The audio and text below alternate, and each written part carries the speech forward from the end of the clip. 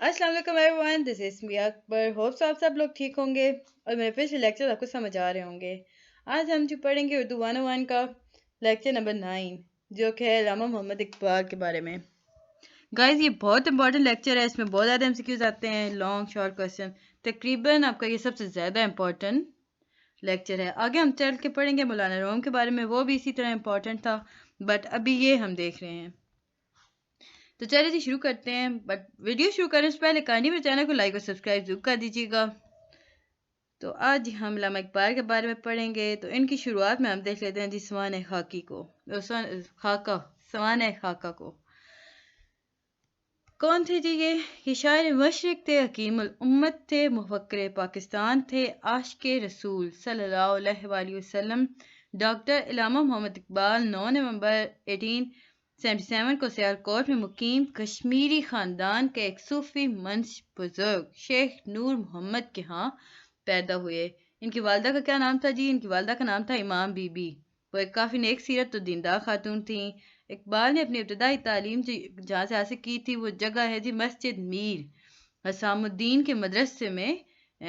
मस्जिद थी ना, एक मस्जिद थी मीर हसामुद्दीन, उनका एक मदरसा भी था, उसमें हासिल की थी। फिर स्कॉच मिशन स्कूल से मैट्रिक और मेरिक कॉलेज से एफए के इम्तहानात पास किए हैं जी इन्होंने। मेरिक कॉलेज ही में इनको मौलवी मीर हसन जैसे मुशफ़िक आलिम और जयद उस्ताद के सामने जानवर तलम्मुज़ तय करने का मौका मिला, यानी तालीम की सीढ़ियाँ चढ़ने का मौका मिला। इन्हीं की सरपरस्ती में इकबाल ने शेर सुखन का आगाज़ किया, जो गुलदस्ता ज़ुबान में छपने लगा। याद रखें, अल्लामा इकबाल ने जब पहली बार शेर कहे थे वो किस में छपे थे? गुलदस्ता ज़ुबान में। ये एमसीक्यू रिलेटेड इंपॉर्टेंट हो सकता है। एफए के बाद लाहौर आकर गवर्नमेंट कॉलेज लाहौर से बीए और एमए की डिग्री हासिल की थी इन्होंने। यहाँ भी इकबाल को सर टॉमस ऑन जैसे जहादीदा उस्ताद मुयस्सर आए, जिसने इकबाल की शख्सियत को मज़ीद निखारा। एमए के बाद पेशेवराना ज़िंदगी का आगाज़ पंजाब यूनिवर्सिटी में मुलाजमत से किया, जहाँ से मौका बे मौका बला तनख्वाह रुखसत लेकर गवर्नमेंट कॉलेज में अंग्रेजी और फ़लसफ़े पर लेक्चर देते रहे। याद रखिएगा, अगर एमसीक्यूज़ में आता है ना कि वो बगैर तनख्वाह के गवर्नमेंट कॉलेज में किन सब्जेक्ट्स पर लेक्चर दिया करते थे, तो याद रखिएगा अंग्रेजी और फ़लसफ़े पर। कुछ ऐसे बाद वो इंग्लिस्तान चले गए, वहाँ जाकर उन्होंने बार एट लॉ किया, फिर जर्मनी से पीएचडी की डिग्री हासिल की। यूरोप से वापसी पर बहैसियत बैरिस्टर अमली ज़िंदगी का आगाज़ किया था जी इन्होंने। बाद अज़ां कौम और मिलत की इस्लाह के लिए कमर बस्ता हो गए। अब इनकी शायरी मिलत इस्लामी के लिए फ़िक्री रहनुमाई के लिए मखसूस थी। 1933 में सर का खिताब पाया। कब सर का खिताब पाया? 33 में। 1926 में लाहौर सूबाई मजलिस से कानून साज के मेंबर मुंतखब हुए। डेट्स काफ़ी इंपॉर्टेंट होती हैं, तो याद रखिएगा। तमाम उम्र अहयाए उम्मत और अखुवत खुददारी का प्रचार करने वाले इकबाल की रूह 21 अप्रैल 1938 को आलम फ़ानी से आलम बालक तरफ परवास कर गई। अब उनकी खुसूसियात कलाम देख लेते हैं जी। 20वीं सदी, जैसे हमने पीछे पढ़ा था ना, इसका मीर का, गालिब का, इन सब के बारे में, तो हमने देखा कि वो जिस टाइम पे थे ना, उस टाइम मतलब 19वीं सदी का इख्तिताम था, 20वीं सदी का आगाज़ था। मुसलमानों की बादशाहत ख़त्म हो चुकी थी, उन पर घोर अंधेरा छा रहा था। तो ये वो टाइम है। तो अब 20वीं सदी, जब बहुत से मसाइल इसमें थे, बहुत से नए मसाइल थे, मौज़ूआत थे, और इस्लाम अज़ीज़ लेकर आई थी। अब देखें, जब हमने पीछे देखा ना, जब माशरती रवैयों के में तब्दीली आती है, तो अदब पर भी इसके काफ़ी असरात पड़ते हैं। अब वहाँ पे अंग्रेज़ आ चुके थे, सो मगरबी असरात अदब पर पड़ना शुरू हो गए थे। इकबाल की शायरी जो थी ना, वो नदी के उस धारे की मानद थी जो ज़मीनी नशेब अफराज के मुताबिक अपनी राहों का तयन कर लेता है। अब अल्लामा इकबाल की जो शायरी है ना, वो मुख्तलिफ मराहिल से गुजरी। आगाज़ 1905 तक रवायत, 1905 से 1908 तक मगरबियत, और बाद की शायरी में कौमी और मिली शऊर इसी अमर का आकाश है। याद रखिए, हम यहाँ पे 3 हिस्से बना रहे हैं उनकी शायरी के। एक 1905 तक है, उसमें उन्होंने रवायत के बारे में शायरी की। फिर 5 से 8 तक उन्होंने मगरबियत के बारे में बात की। फिर उसके बाद जो टाइम चला ना उनकी ज़िंदगी का, और लास्ट तक उन्होंने कौमी और मिली शऊर के बारे में बात की। اب جی فنی اعتبار سے ان کی شاعری جو تھی وہ شگفتہ تھی، سادگی تھی، اس میں فارسی تراکیب کا برجستہ استعمال تھا، متنوع لہجہ تھا، برمحل نادر تشبیہات و استعارات تھیں۔ اقبال کے اسلوب شاعر کی امتیازی خصائص میں یہ سب شامل ہے، 2 مارکس کا کوشچن ہو سکتا ہے۔ جبکہ فلسفہ خودی و بے خودی، تصور عقل و عشق، فلسفہ مرد کامل اور تصور ملت ان کی نمائندہ خصوصیات ہیں۔ علامہ اقبال کی نمائندہ خصوصیات کیا ہیں تو یاد رکھیے گا، فلسفہ خودی و بے خودی، تصور عشق و عقل، فلسفہ مرد کے کامل اور تصور ملت ان کی نمائندہ خصوصیات ہیں۔ اقبال نے فلسفے کے موضوع شعر کر کے اردو شاعری میں حکیمانہ طرز اظہار کے امکانات پیدا کیے۔ کس طرز اظہار کے امکانات پیدا کیے؟ یاد رکھیے گا، حکیمانہ۔ اب انہوں نے کیا اس میں شامل کیا؟ اقبال نے فلسفے کو شعر کا حصہ بنایا تو اردو شاعری میں حکیمانہ طرز اظہار کے امکانات شروع ہو گئے۔ اقبال نے جب آنکھ کھولی تھی نا تو اس وقت مسلمان غلامی کے گھنگھور اندھیروں میں تھے۔ اقبال 1906 میں آل انڈیا مسلم لیگ کے قیام کے بعد آہستہ آہستہ مسلم جدوجہد پاؤں چلتی نظر آئے گی ہمیں۔ پاؤں چلنا یعنی بہت آہستہ آہستہ چلنا، بالکل ایک جس سے چھوٹے بچے چھوٹے چھوٹے پاؤں اٹھاتے ہیں ویسے۔ ہم نے دیکھا کہ 1906 میں آل انڈیا مسلم لیگ بنی، بٹ جب یہ مسلم لیگ بنی نا تو مسلم جدوجہد جو تھی نا وہ بالکل پاؤں چلتی نظر آتی تھی اس ٹائم کی۔ اس ٹائم تک ان مسلمانوں کو اندر کافی شعور پیدا ہو چکا تھا، پھر علامہ اقبال کی شاعری نے اسے کافی جدت بخشی۔ بہرحال علامہ اقبال نے مسافت زیست میں مختلف مقامات کے سفر کیے۔ یاد رکھیے گا وہ کہاں گئے تھے؟ وہ یورپ گئے تھے۔ ان کے ذہن کا فکر کینوس وسیع ہوا، پھر اور ایک ایسا جہاں مانی ہمارے سامنے آیا جو شاید اس سے پہلے اردو ادب اور بالخصوص اردو شاعری پیش کرنے سے قاصر تھی۔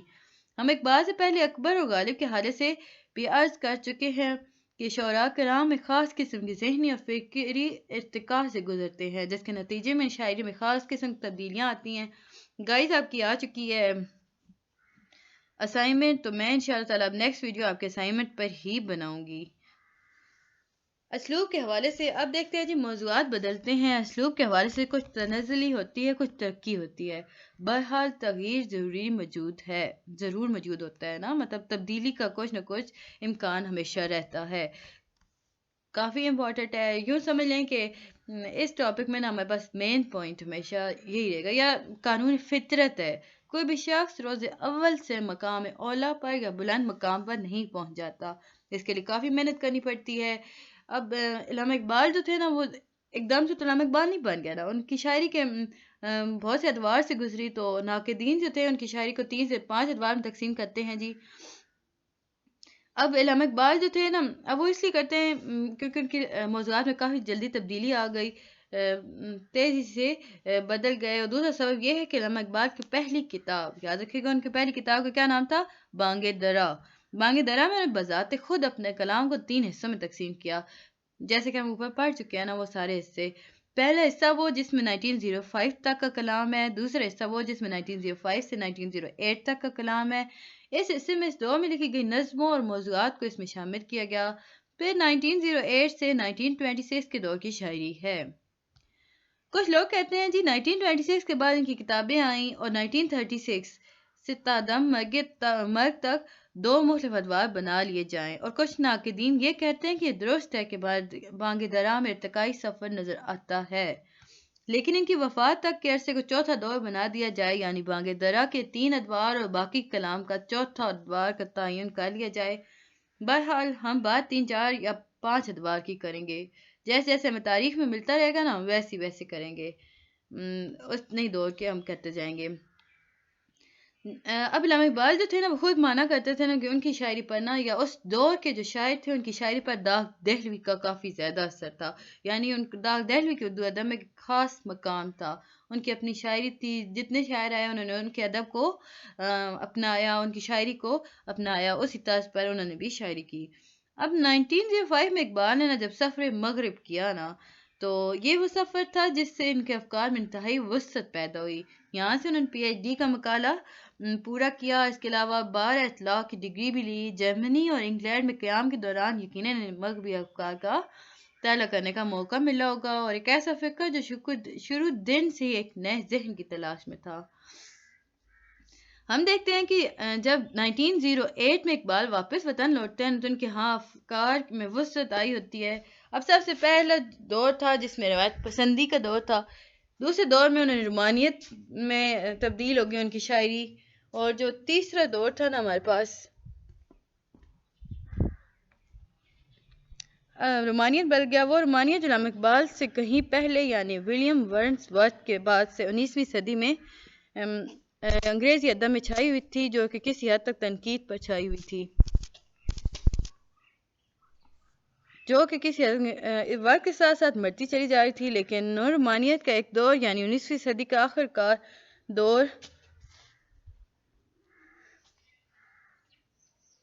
میتھیو آرن کے بعد ایک ایسا دور بھی آیا کہ جب وہاں نو رومانوی لوگ آ رہے تھے۔ ہم اس ذکر اگلے لیکچر میں کریں گے اور آپ کو بتائیں گے جی، لیکن اب ہم بات کرتے ہیں جی رومانوی دور کے بارے میں۔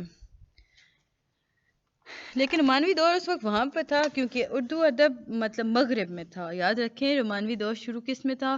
مغرب میں تھا۔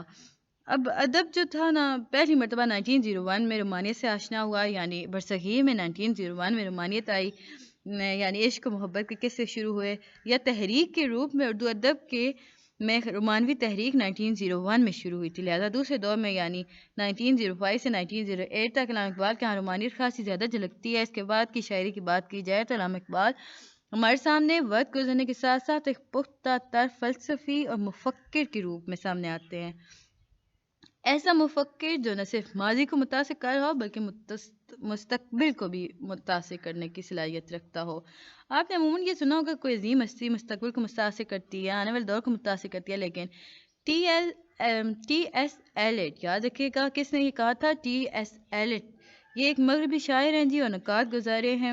انہوں نے کہا تھا کہ دراصل بڑا شاعر یا بڑا ادیب وہ ہوتا ہے جو بیک وقت ماضی اور مستقبل دونوں کو متاثر کرے، اس کے آنے والے وقت کو کوئی کیوں کا متاثر کرتا ہے؟ ظاہر ہے اس کے افکار کے انداز بیان نے ادب پر بھی اثر انداز ہوتا ہے اور آنے والے اسلوب پر بھی اور فن شیپ پر بھی۔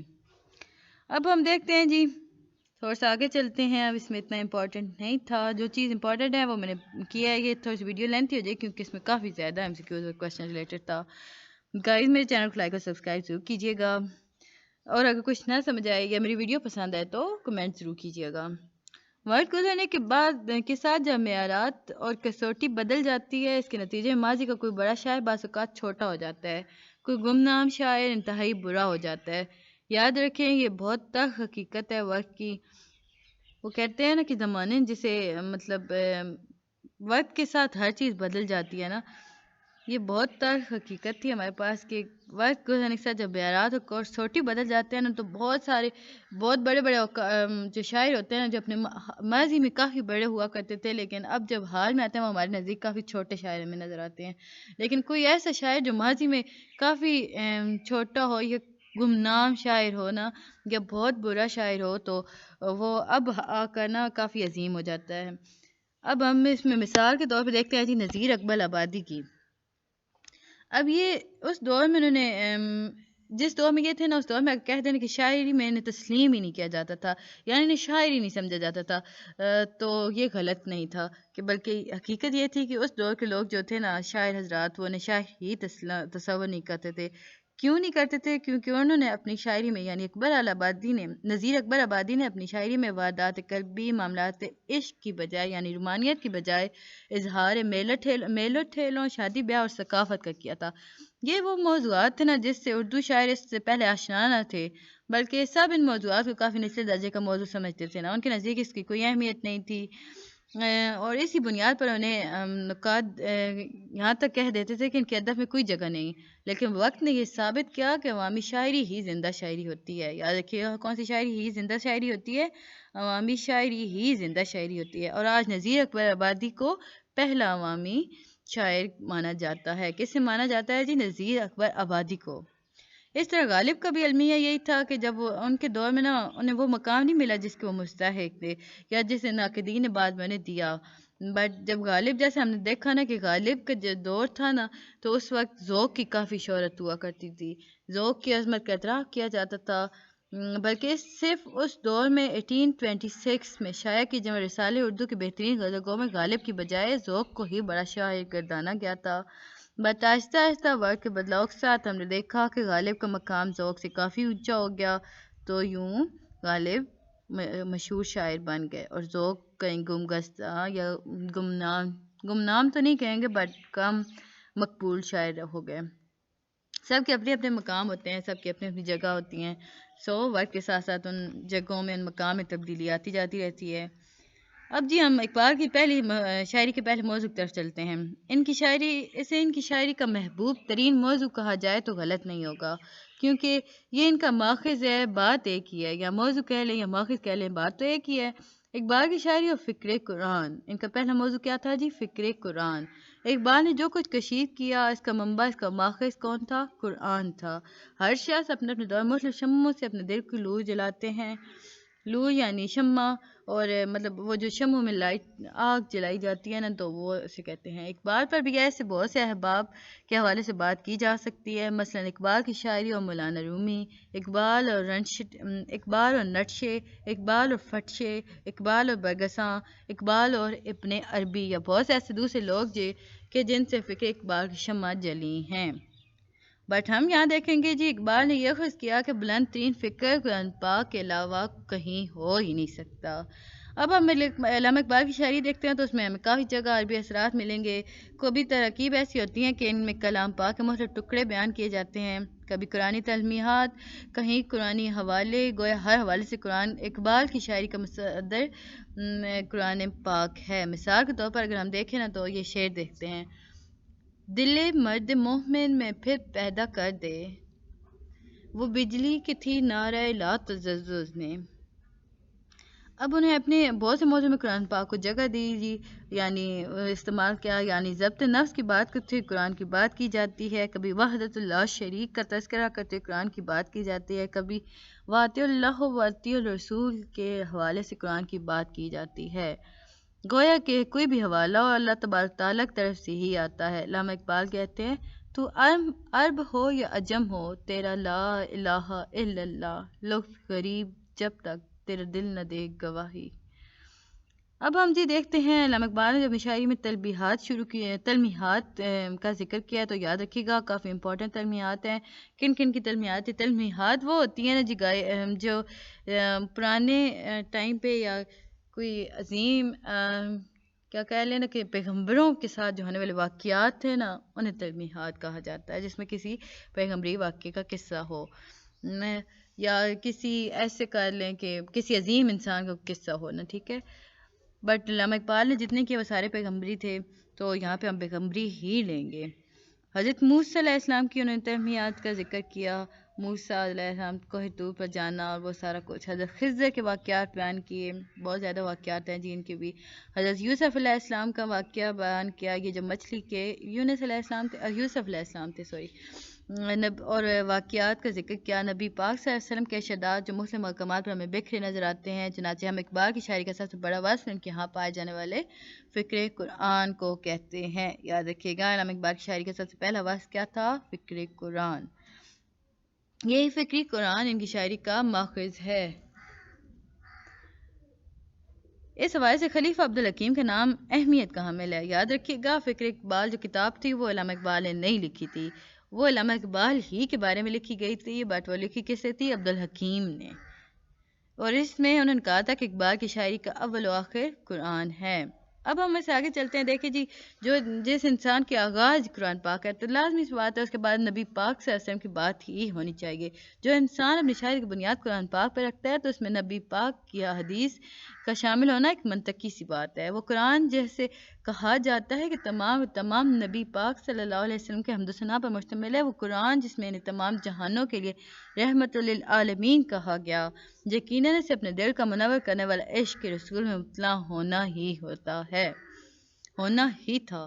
یعنی اقبال کی شاعری میں بارہا ہم دیکھیں گے کہ جہاں وہ عشق کے رسول میں ڈوبے نظر آتے ہیں، ان کا رقت امیز دل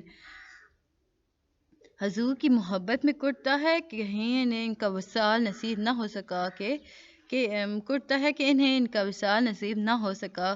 اگر ہم کہیں کہ اقبال نے باقاعدہ طور پر نعت گوئی کی تو شاید درست نہیں ہے، بٹ انہوں نے بہت سے مقامات میں ہمیں حضور کی عظمت و رفعت کا استعمال کرتے ہوئے ہمیں نظر آتے ہیں کیا۔ مدح سرائی ان کی ثنا خوانی باقاعدہ طور پر نظر آتی ہے، وہ پتہ چلتا ہے علامہ اقبال کہتے ہیں۔ مثال کے طور پر کیا کہتے ہیں جی، آپ کیا اسائنمنٹ میں دیکھیں تو اس میں بہت زیادہ مثالیں مانگی ہیں، دیکھیں جس چیز کو میں مثال کے طور پر لیتی ہوں آپ اسے مثال کے طور پر ہی لیا کریں۔ دیکھیں میں نے آپ کو کہا تھا نا بہت سے اشعار یاد رکھیں تاکہ آپ کے پاس مثال دینے آئے نا کہ آپ کو یہ کویشچن دے دی اس مثال سے متعلق تو آپ کو آتا ہو، تو شعر شاعری کی طرف زیادہ رکھا کریں رجحان۔ تو راز کن فکاں ہے اپنی آنکھوں پر عیاں ہو جا، خودی کا راز داں ہو جا، خدا کا ترجماں ہو جا۔ اور گائز ایک اور چیز میں نے آپ کو کہہ دیا ہے شعر شاعری کے استعمال کرتا ہوں، یہ فضول شعر مت لکھے گا۔ دیکھیں ہم جس چیز کے جس ہستی کے بارے میں لکھتے ہیں نا اسی کے اشعار آپ ڈھونڈا کریں، ان کے ایک الگ لیول کے اشعار تھے۔ آج کل کی تو شاعری ساری بکواس ہی ہے، بٹ کچھ بہترین ہوں گے ہمیں ملیں گے، بٹ پرانے وقتوں کے شعراء کے جو تھے وہ کافی زیادہ بہترین ہوا کرتے، سو انہی کو یاد رکھا کریں تاکہ آپ کے مارکس آئیں۔ اب اس شعر میں نا اقبال قرآن کی آیت کی بات کرتے ہیں کہ جب اللہ یہ چاہتا ہے کہ وہ کچھ کر دے تو وہ محض کن کہتا ہے کہ ہو جا تو وہ بس ہو جاتا ہے۔ اب یہ اس کی تشریح بھی تھی جی، سو آپ اسے ذہن نشین رکھیے گا۔ ایک طرف تو کلام پاک ساتھ لے کر چلتا ہے تو دوسری طرف صرف یہی نہیں بلکہ اس حدیث کی طرف بھی اشارہ کرتے ہیں جس نے اپنے نفس کو پہچان لیا، اس نے اپنے رب کو پہچان لیا۔ لہٰذا وہ نوجوانوں کو مخاطب کرتے ہوئے کہتے ہیں کہ اپنی حقیقت بھی پہچان جائیں اور رب تعالیٰ کا عرفان بھی حاصل کر لیں۔ سو ان کے افکار میں قرآنی آیات اور سنت رسول ملتے ہیں، ان کی طویل نظم ذوق و شوق ہے۔ نعتیہ اشعار دیکھیے، مثال کے طور پر ہمیں بتایا گیا نا جی ذوق و شوق کس نظم کا نام ہے، یہ کافی طویل نظم تھی تو یاد رکھیے گا یہ اشعار اس میں سے ہیں۔ لوح بھی توں قلم بھی توں تیرا وجود الکتاب، گنبد آبگینۂ رنگ تیرے محیط میں احباب، تیری نگاہ ناز سے دونوں مراد پا گئے، عقل غیاب و جستجو، عقل حضور و اضطراب۔ اب جی ہم دیکھیں گے بہت سے اقبال کے بہانہ ہمیں جا بجا عشق کے رسول میں ڈوبے اشعار ملتے ہیں۔ اب مثال کے اس کی بھی ایک مثال دیکھ لیتے ہیں جی۔ نگاہ عشق و مستی میں وہی اول وہی آخر، وہی قرآن وہی فرقان وہی یاسین وہی طٰہٰ۔ ان کی شاعری کا دوسرا وصف کیا ہے جی؟ فلسفہ خودی۔ پہلا کیا تھا؟ قرآن پاک، دوسرا کیا ہے؟ فلسفہ خودی۔ اب وہ جی یہاں پہ یہ کہتے ہیں نا علامہ اقبال کی فلسفہ خودی علامہ اقبال کی وہ فکر ہے جس کے حوالے سے نہ صرف مشرق میں بلکہ مغرب میں بھی بہت زیادہ کام ہو چکا ہے۔ ہم نے ابھی راز کن جیسے کہ ہم نے ابھی کہا نا کہ راز کن فکاں والے شعر کا حوالہ دیا، یہ بھی خودی پر مبنی ہے۔ اس سے پہلے قبل اسلام جب بدھا ناروان کی بات کرتا تھا تو وہ دراصل اپنے عرفان کی ہی بات کرتا تھا۔ بدھ مت کے مذہب کے پیروکار ہوتے ہیں جی، بدھا ان کا بڑا ہوتا ہے، اور یہ ناروان کوئی واقعہ ہے اس کا، ابھی تک میں نے اس کی ریسرچ نہیں کی تو آئی تھنک میرے ذہن میں آ تو رہا ہے بٹ میں آپ کو بتاؤں گی نہیں کیونکہ یہ مجھے کنفرم نہیں ہے۔ چلے جی come to the topic. Iqbal نے فلسفہ خودی اپنے معروف مثنوی، اب معروف مثنوی کون سی ہے جی؟ اسرار خودی میں پیش کیا۔ فلسفہ خودی انہوں نے کس میں پیش کیا؟ ایک معروف مثنوی تھی اور اسرار خودی۔ مثنوی فارسی زبان میں لکھی گئی تھی، جیسے کہ ہم نے شروعات میں دیکھا مثنویاں ہمیشہ فارسی زبان میں لکھی جاتی تھیں۔ اس مثنوی کے 3 حصے ہیں جسے اقبال فلسفہ خودی کے 3 مراحل کہتے ہیں، اور ان میں سے پہلے 2 مرحلوں کو مرحلے اور تیسرے کو مسند کہتے ہیں۔ پہلے 2 مرحلوں کو کیا کہتے ہیں جی؟ مرحلے اور تیسرے کو مسند کہتے ہیں۔ اوکے گائز میں اس کی سیکنڈ پارٹ بناؤں گی، تو تب تک کے لیے اللہ حافظ، بائے بائے۔